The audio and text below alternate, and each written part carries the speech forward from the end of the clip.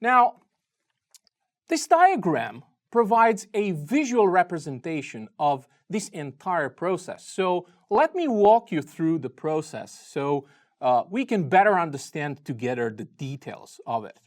First of all, when you're ready to start using these services, it is recommended for you to create an Azure Machine Learning data store.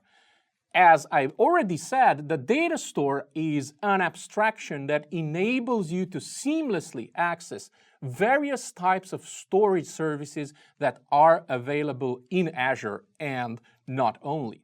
Next, once you have your data store, you will start creating Azure Machine Learning datasets. And you will use these Azure Machine Learning datasets in your machine learning experiments, either by directly mounting the dataset into your experiment's compute target when you do, for example, model training, or you can consume it directly in Azure Machine Learning solutions, like, for example, in automated machine learning processes, various experiment runs, machine learning pipelines, or even in the Azure Machine Learning Designer.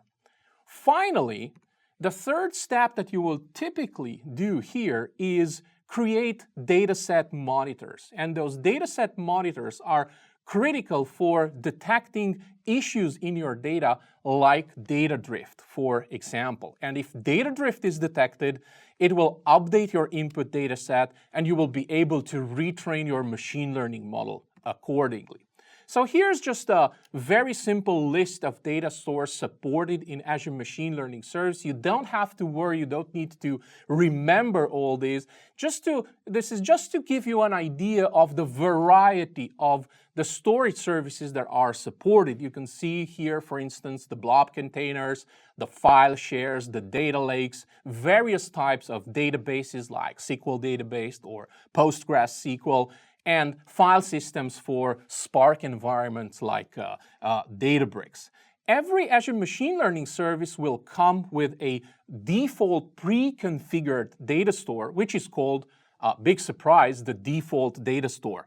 And the Azure Blob Container and Blob Data Store that get deployed automatically when you create an Azure Machine Learning workspace are automatically in turn configured to act as that default data store. Now, there's nothing preventing you from changing that configuration, so if you like to use a different type of default data store or add more data stores, you can do that with relative ease.